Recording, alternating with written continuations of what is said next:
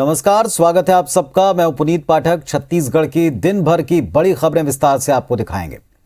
दिल्ली दौरे पर राहुल गांधी और कांग्रेस के वरिष्ठ नेताओं से मेल मुलाकात के बाद मुख्यमंत्री भूपेश बघेल शाम को रायपुर लौट आए। साथ ही दिल्ली गए विधायक और मंत्री भी लौटे। एयरपोर्ट पर समर्थकों की भारी भीड़ जमा हुई। मुख्यमंत्री की अगवानी के लिए सीएम ने सभी का अभिवादन स्वीकार किया।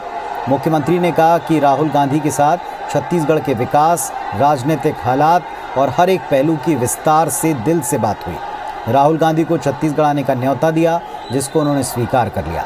अगले सप्ताह राहुल गांधी छत्तीसगढ़ आएंगे। बस्तर, सरगुजा, मध्य छत्तीसगढ़ का दौरा करेंगे।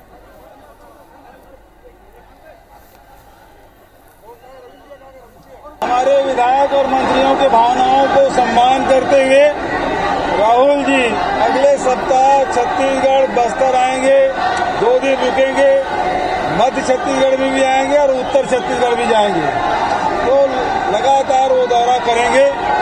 छत्तीसगढ़ मॉडल को देखेंगे और यहाँ के जो विकास कार्य है उसको लेकर पूरे हिंदुस्तान में जाएंगे। राहुल जी से बहुत विस्तार से बात हुई, दिल खोल के बात हुई, राजनीतिक चर्चा हुई, शासकीय योजनाओं के बारे में चर्चा हुई, विभिन्न वर्ग के लोगों के बारे में चर्चा हुई।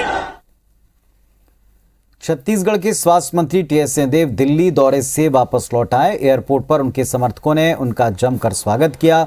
इस दौरान समर्थकों ने कांग्रेस और राहुल गांधी जिंदाबाद के नारे लगाए। सिंहदेव ने कहा कि केसी वेणुगोपाल से उनकी मुलाकात हुई। उन्होंने अपनी पूरी बात हाईकमान के सामने रखी है और उसके बाद हाईकमान को इस पर अब निर्णय करना है। जो भी हाईकमान का फैसला होगा वो उनको मंजूर होगा। उन्होंने ये भी कहा कि राहुल गांधी के छत्तीसगढ़ आने की बात उन्हें पता है।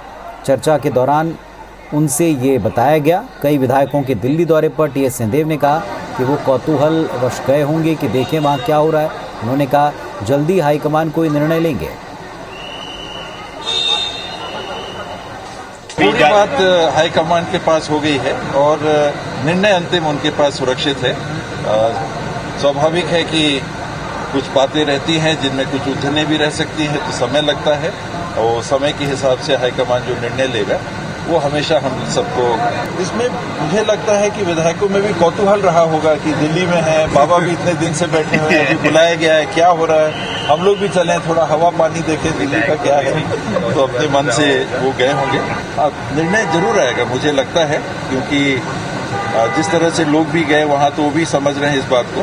हालांकि ये संकेत या ये निर्देश भी दिए गए थे कि ना आए, फिर भी जिन परिस्थितियों में भी आए, मुझे लगता है कि हाईकमान ने इन सब बातों का संज्ञान लिया होगा। एक कहते हैं, मैं जितना समझ सका हूं जीवन को, अगर कोई चीज स्थायी है तो वो परिवर्तन। कांग्रेस नेता राहुल गांधी के प्रदेश दौरे की चर्चा पर नेता प्रतिपक्ष धर्मलाल कौशिक ने राज्य सरकार पर तंज कसा है। कौशिक ने कहा, राहुल गांधी सरकार की कौन सी योजना देखने आएंगे और क्या देखेंगे। वास्तव में सरकार के पास ऐसी कोई योजना नहीं जिसको वो दिखा सकें। अपने कार्यकाल में इन्होंने ना तो कोई शिलान्यास किया, ना कोई भूमि पूजन किया। जो भी काम हुए हैं वो सब रमन सरकार काल के हैं। ऐसे में भाजपा ने जो मेहनत की है, रमन सरकार के कार्यकाल में जो योजना और उपलब्धि रही है, वही ये सरकार उनको दिखाएगी। ये सरकार के पास में वास्तविक में कोई योजना दिखाने के है ही नहीं, क्योंकि ना इनके द्वारा कोई शिलान्यास, ना कोई भूमि पूजन, उद्घाटन वही हुआ है जो डॉक्टर रमन सिंह के कार्यकाल का है। तो यदि उपलब्धि के बारे में दिखाएंगे भी तो वही है कि जो भाजपा शासनकाल के जो कार्य शुरू हुए हैं उसको बताने के लिए है। प्रदेश में बीजेपी पिछड़ा वर्ग को साधने की कवायद में जुटी हुई है और इसी कड़ी में बिलासपुर में भाजपा पिछड़ा वर्ग मोर्चा की जिला कार्य समिति की बैठक हुई, जिसमें भाजपा पिछड़ा वर्ग मोर्चा के प्रदेश अध्यक्ष अखिलेश सोनी, नेता प्रतिपक्ष धर्मलाल कौशिक और सांसद अरुण साव समेत जिले भर के पिछड़ा वर्ग मोर्चा के पदाधिकारी शामिल हुए। भाजपा नेताओं ने बताया कि प्रधानमंत्री नरेंद्र मोदी ने पिछड़ा वर्ग के लिए चिकित्सा क्षेत्र में 27% आरक्षण दिया है। 27 मंत्री केंद्र में पिछड़ा वर्ग के हैं। इसी तरह केंद्र ने पिछड़ा आयोग को संवैधानिक दर्जा देने का काम किया। केंद्र सरकार पिछड़ा वर्ग के विकास के लिए संकल्पित है। इसे लेकर भाजपा प्रदेश भर में पिछड़ा वर्ग को जागरूक करने और केंद्र की योजनाओं का लाभ दिलाने के लिए कार्य योजना बनाकर काम कर रही है। पिछड़ा वर्ग मोर्चा के प्रदेश अध्यक्ष अखिलेश सोनी ने बताया कि प्रदेश में पिछड़ा वर्ग समाज का समर्थन भारतीय जनता पार्टी को लगातार मिल रहा है। पिछली बार की चूक को जीत में बदलने के लिए फिर से पिछड़ा वर्ग में भरोसा जगाया जा रहा है। पिछड़ा वर्ग समाज का समर्थन भारतीय जनता पार्टी को व्यापक रूप से रहा है। पिछले विधानसभा चुनाव में हम जीत से वंचित रहे, इसीलिए हमारा ये लक्ष्य है कि पिछड़ा वर्ग समाज का समर्थन हम फिर से अर्जित करके फिर से इस राज्य में भारतीय जनता पार्टी की सरकार को स्थापित करने में पिछड़ा वर्ग समाज का समर्थन हासिल कर लेंगे। संवैधानिक दर्जा जो पिछड़ा वर्ग आयोग को दिया गया है और पूर्ण रूप से उसको अधिकार प्राप्त बनाया गया है। निश्चित रूप से आने वाले समय में जिस प्रकार से मोदी जी का दृष्टिकोण है कि सशक्त होकर के उभरे और उनके अधिकारों से जो वंचित रहे उनको अधिकार दिया जाए, उनको शक्ति दिया जाए। बस्तर के हालातों और प्रदेश में बढ़ते अपराधों को लेकर बीजेपी चिंतन शिविर आयोजित कर रही है। 31 अगस्त को बस्तर में आयोजित इस शिविर में बीजेपी के कई बड़े नेता और कार्यकर्ता मौजूद रहेंगे।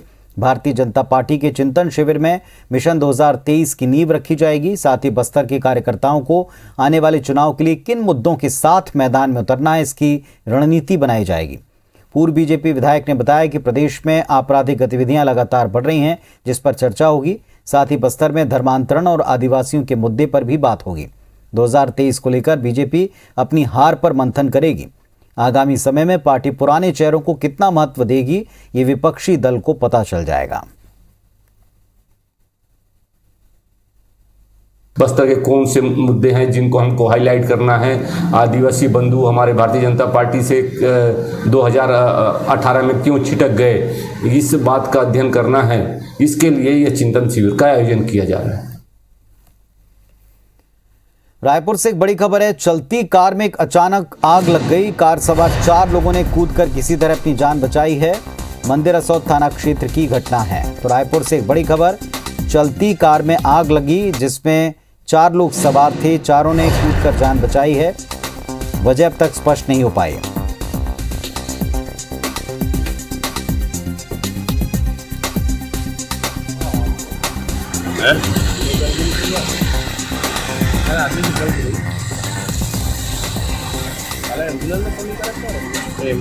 नहीं यार, फंसा रहता था।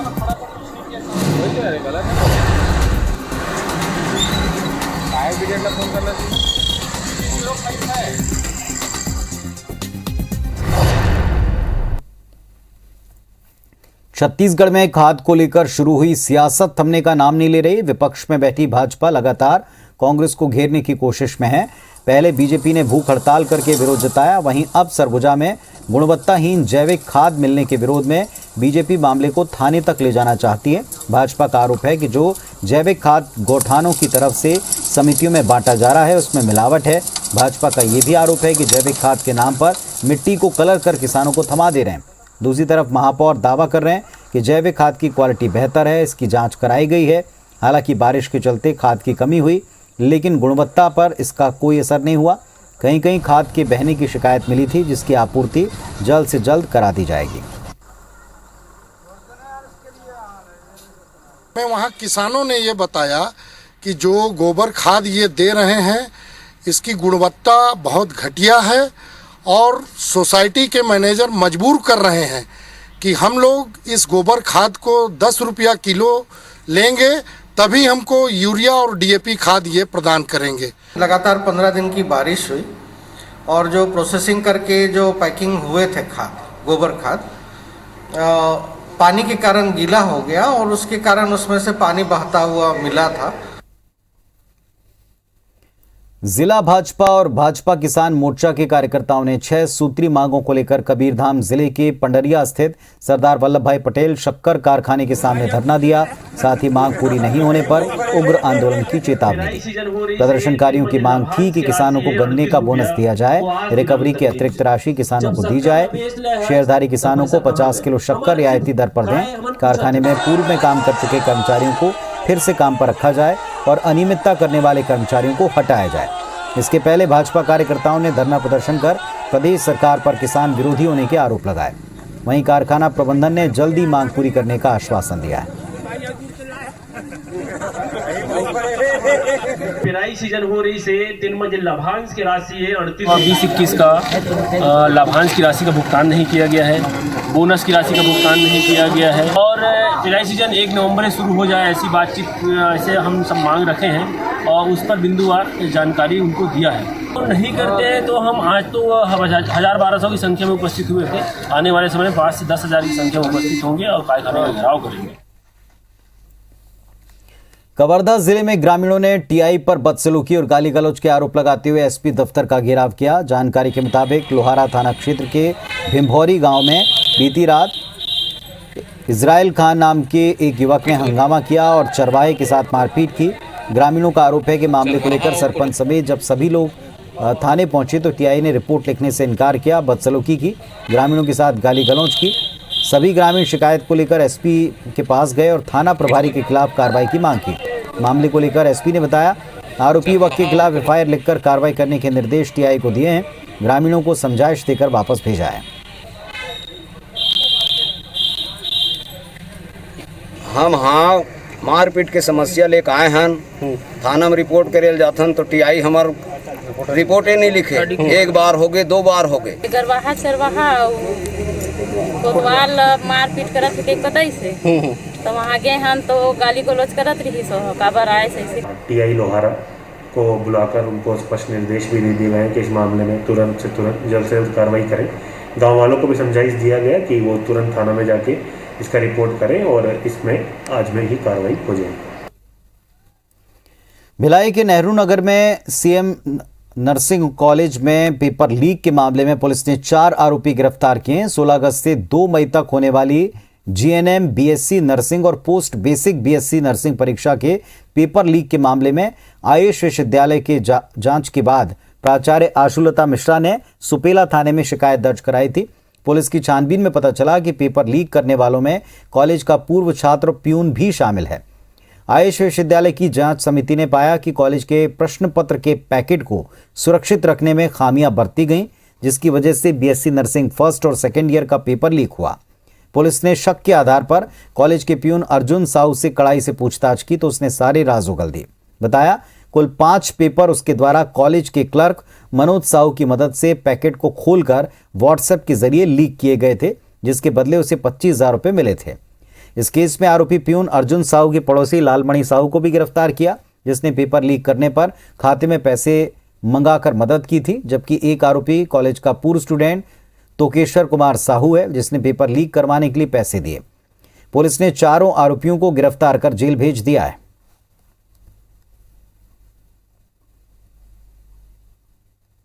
बीएससी नर्सिंग का एग्ज़ाम कंडक्ट कराया जा रहा था और उनके द्वारा जारी क्वेश्चन पेपर्स में के लीक होने की रिपोर्ट आई थी, जिसमें सीएम नर्सिंग कॉलेज भिलाई में एक एक्स स्टूडेंट था, उसने ये लीकेज प्लान किया था। 2 स्टाफ उनके कॉलेज के इसमें इन्वॉल्व थे, तो कुल 4 लोगों को इसमें अरेस्ट किया गया है और भी किसी की यदि संलिप्तता हो तो उसके बारे में पुलिस इन्वेस्टिगेट कर रही है। दुर्ग जिले के 5 नगरीय निकायों में अक्टूबर माह में होने वाले चुनाव को अब टालने के लिए जिला निर्वाचन अधिकारी ने राज्य निर्वाचन आयोग को एक पत्र लिख दिया, जिसमें कोरोना संक्रमण, टीकाकरण की स्थिति, राजस्व विभाग की गिरदावरी कार्य में व्यस्तताओं का हवाला दिया है।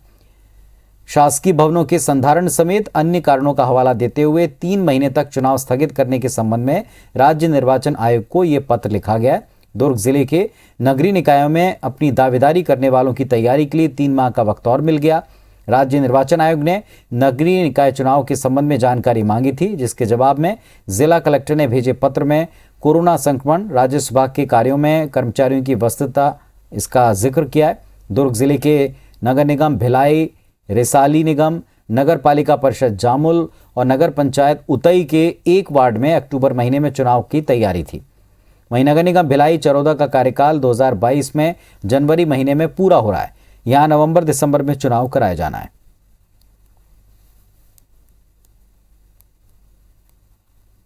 चार नगरीय निकायों का चुनाव होने जा रहा है, तो इस संबंध में जिले की स्थिति और कोरोना के संक्रमण और कोरोना प्रोटोकॉल के संबंध में राज्य निर्वाचन आयोग द्वारा जानकारी मांगी गई थी।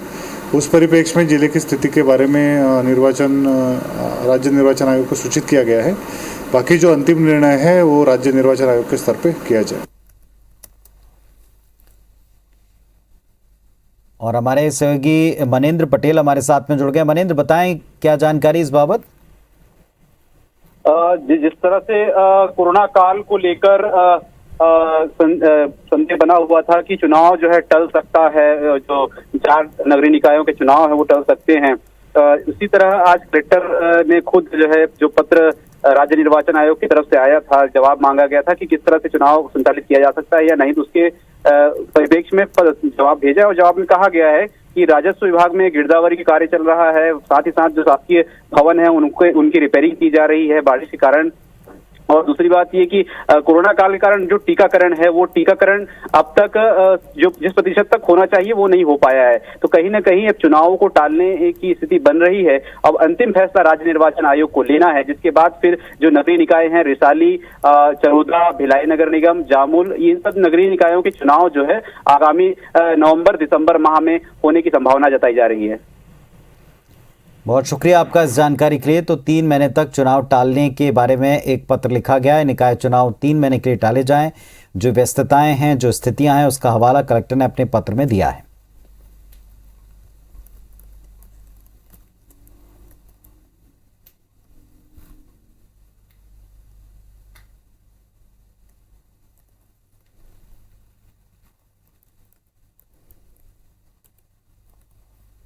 तो इस बुलेटिन में फिलहाल इतना ही। खबरों अपडेट्स के लिए आप देखते रहें IBC 24। नमस्कार।